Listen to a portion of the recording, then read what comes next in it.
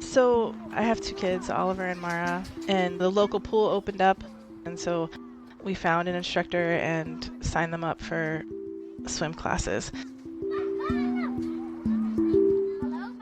This is Amy Sadigzadeh, a former Navy helicopter pilot and a dedicated member of our Arbinger team, who is even more dedicated in her role as a mom.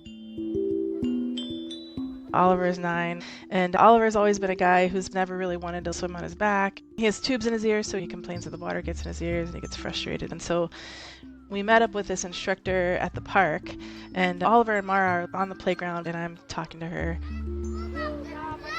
And I start to share that he gets frustrated when he has to start with backstroke, and that usually can kind of like tank a lesson. If you start with that, he's not going to want to work with you.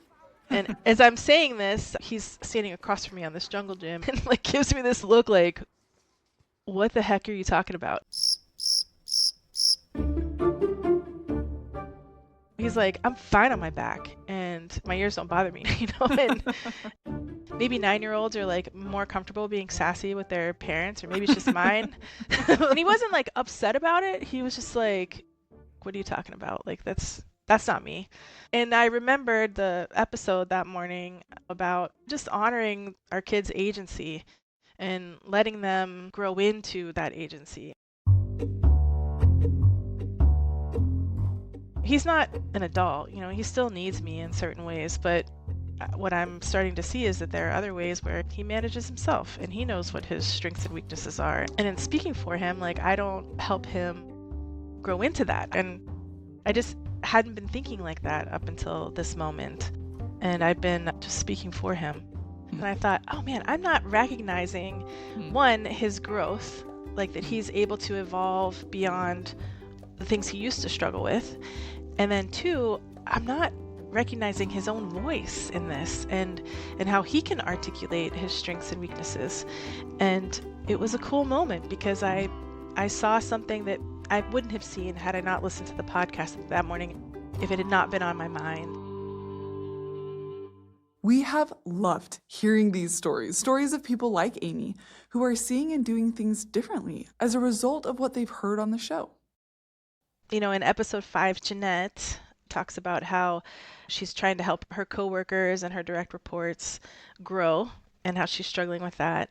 And then she comes back in the next episode and she's trying to see her children and her daughter-in-law. I felt really connected to Jeanette and I saw a lot of myself in her.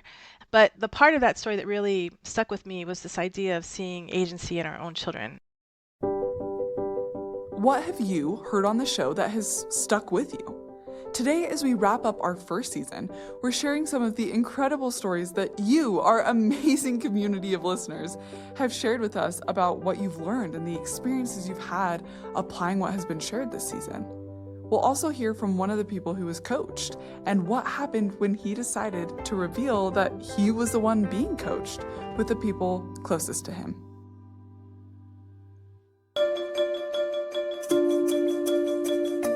Welcome to Leading Outward, the Arbinger Institute's podcast, where we explore the tools and ideas we've used for over 45 years to help people solve their toughest leadership and organizational challenges by leading with an outward mindset, seeing people as people.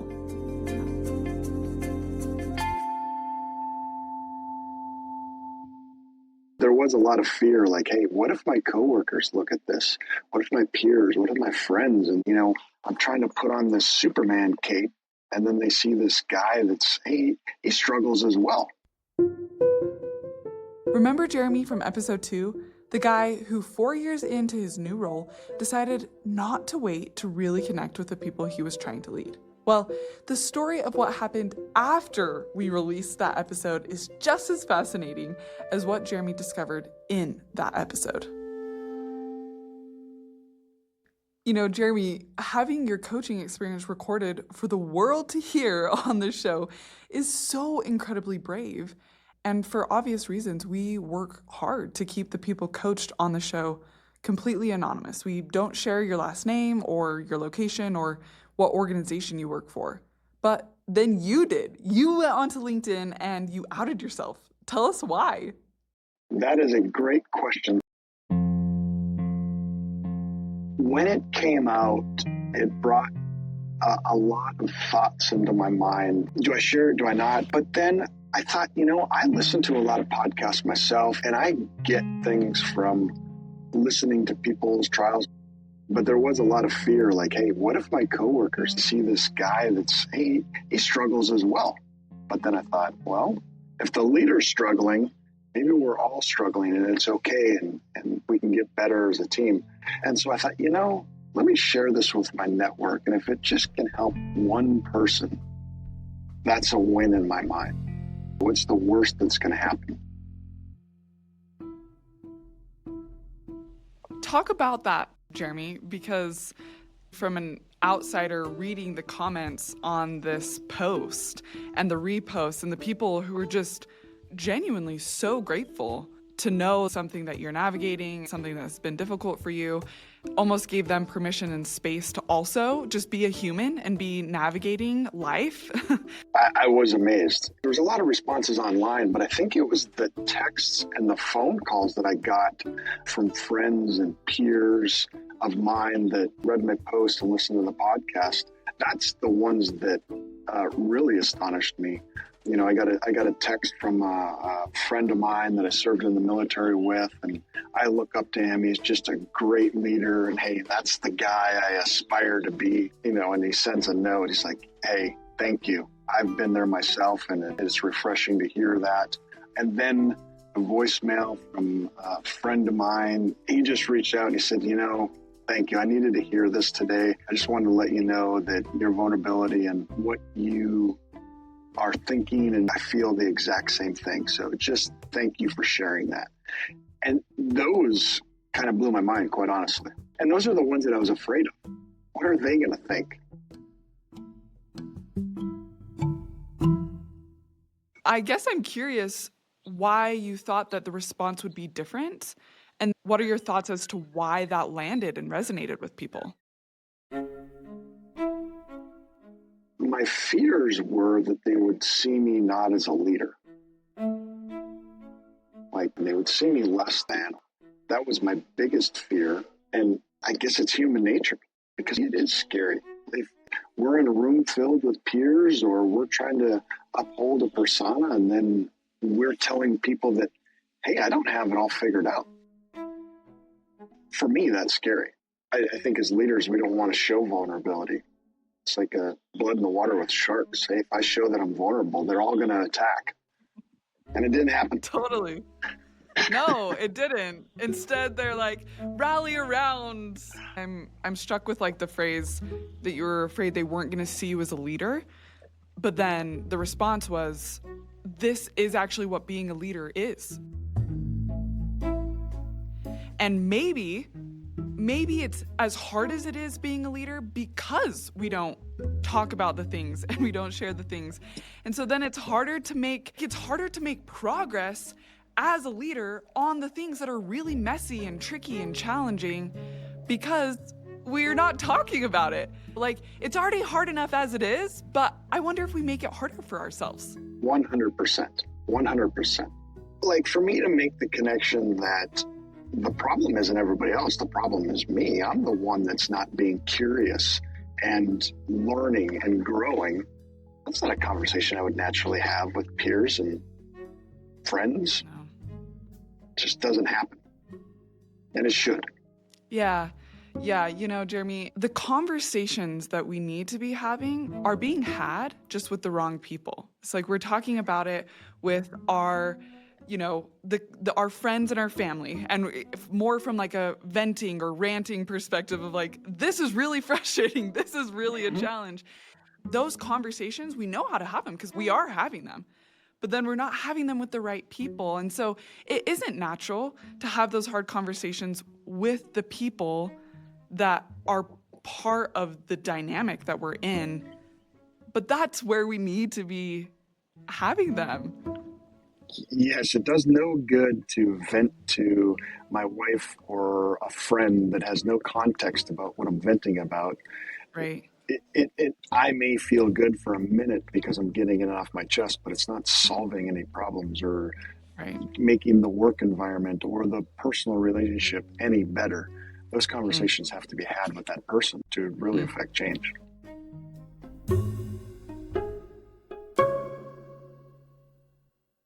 As we've reached out to you who have been listening, this was such a common theme. Really turning outward toward the people in our lives has meant for so many of you finally having the conversation. Not talking about the people we feel stuck with everyone in our lives but that person, but actually having a conversation with the person, sometimes for the very first time. I was thinking this afternoon about the impact of those episodes, realising that part of the impact was the opportunity to go and speak to my parents. This is Seth, an educator in the UK who has shared with us that he's listened to every episode this season multiple times. I kind of like to think of it almost like a circuit breaker. You know, you're kind of on a track and there's a flow of electricity going around this circuit. And then you listen to the podcast and it's like, circuit break, I need to reset. And I think that's the impact that it had. It gave me the opportunity to have kind of a meaningful conversation with both of them separately. I'm curious what prompted the conversation and what was the purpose of the conversations? So the purpose was to try to connect with them. Maybe there have been times when I've carried a little bit of resentment there. I guess I've kind of got used to the idea of talking around a subject, and I suppose there was some apprehension in calling and speaking to them about it. Up until the age of about 11 or 12, I'd seen my dad providing for us, and I kind of hero worshipped him, and I used to really value my time and friendship with him. He'd worked a really tough, really difficult job, and he did it for a good number of years. He really did his best to see that through. But there came a point where he just wasn't well enough to work. Mentally and emotionally, it kind of burned him out.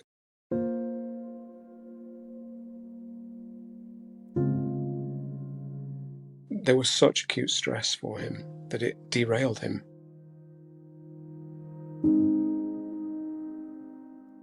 And at the same time as he had to kind of step away from his work, my mum was building a business.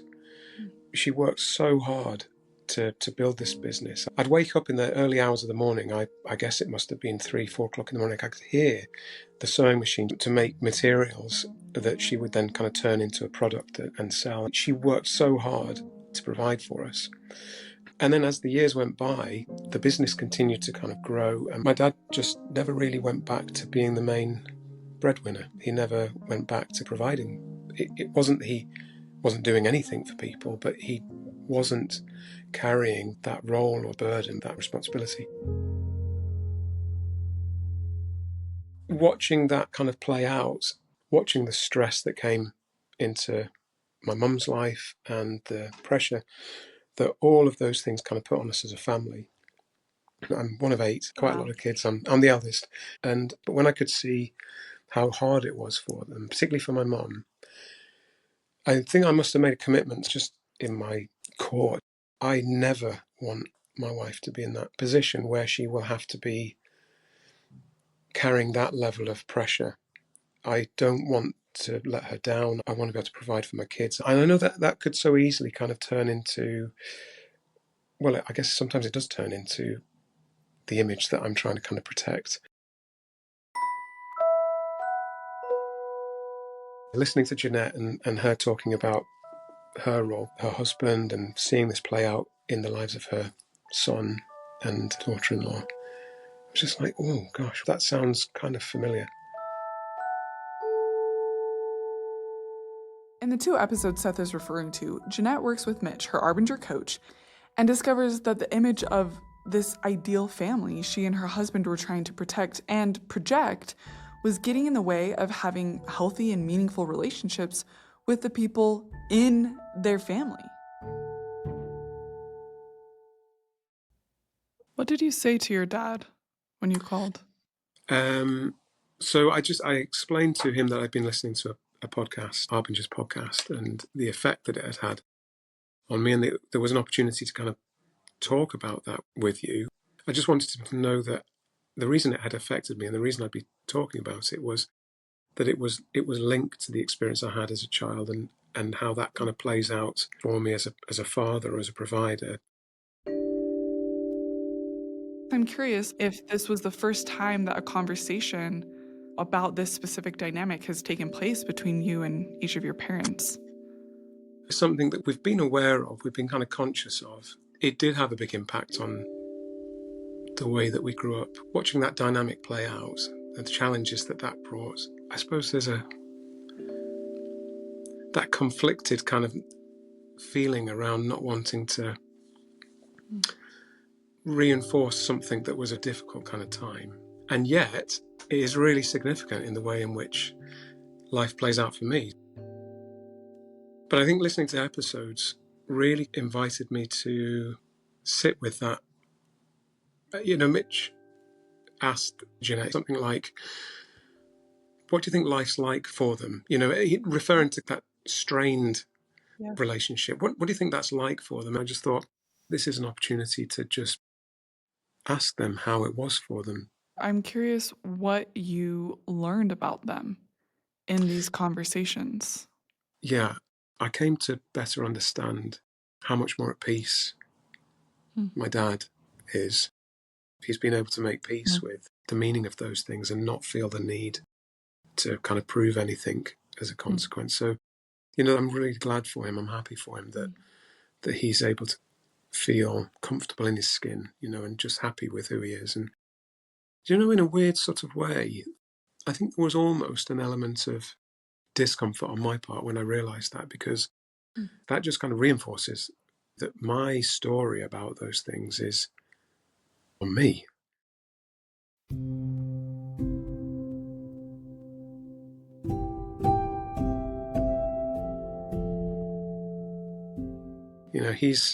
He's processed his life. He's made peace with things, and he's happy in his skin. And the meaning that I make of those things that's up to me now. Did it surprise you to hear that? Did it surprise you to hear that he was at peace? Yeah, maybe a little bit, yeah. And then I think, well, why should that surprise me? Like, why shouldn't he be at peace? That's why it was a little bit of a shock, because that was that the narrative that I create, I'm responsible for that narrative. I'm kind of projecting that onto him, and that's kind of not even necessarily fair to be doing that. I mean, it's not needed, really. It doesn't have to be that way. And so I can make peace with those things too.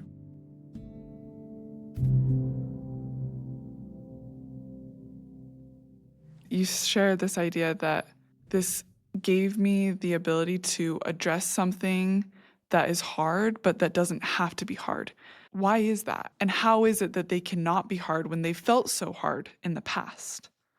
A difficult conversation, it's difficult because of the baggage we carry into it, or it's difficult because of the emotion that I bring into it. But if the emotion's different, it's still a sensitive conversation, but doesn't have to be difficult. I can't speak to anybody else, but the difficulty for me is sometimes going into a conversation with what is essentially blaming emotion.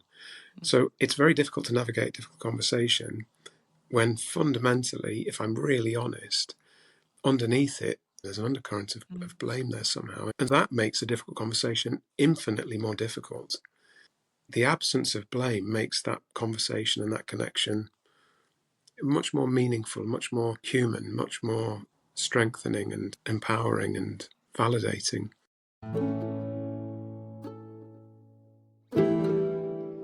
It's still a difficult conversation because it's hard for the other person to hear it, or it's hard to kind of bring it through, but the absence of blame makes it not a difficult conversation.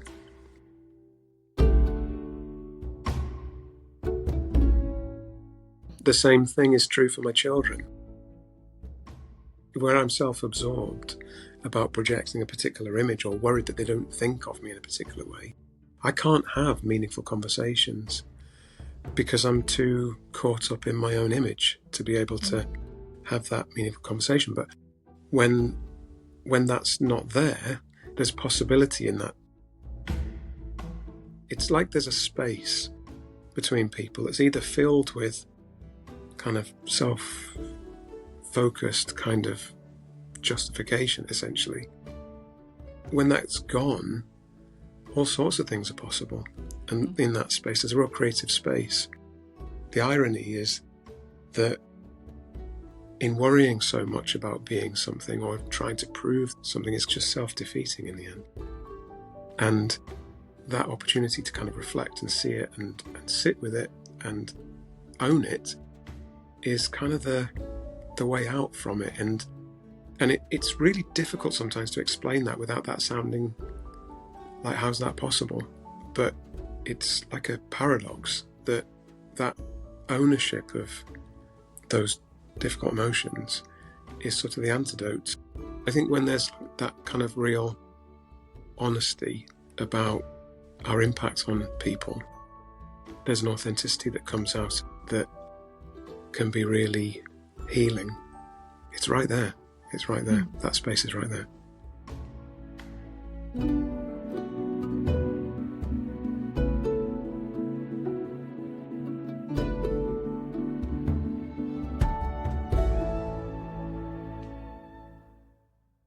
It's been remarkable to hear the stories of people that have been shared, both on the show and online, of stepping into this space Seth is talking about, where change is possible. It was actually through seeing Amy's story posted on LinkedIn that I first learned about her experience with her son, Oliver. I have to share with you that Oliver also read my little post. Yeah?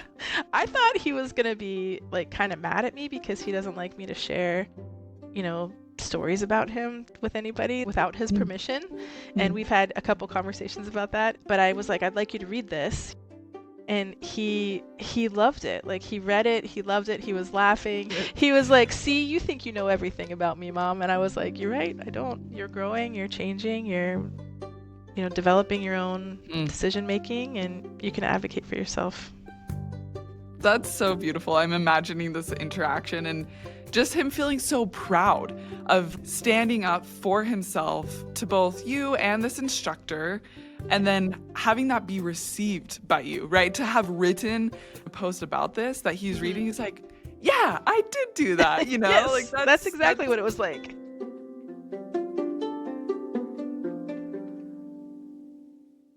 Well, friends, that wraps up our very first season. We hope that as you've listened to these first 10 episodes, you've been able to see something in your life differently. And if you have, don't wait to take whatever action you feel is needed to continue leading outward, because that's where change starts. And if you're ready to start facilitating this sort of change within your organization, schedule a strategy session at arbinger.com. See you in season 2.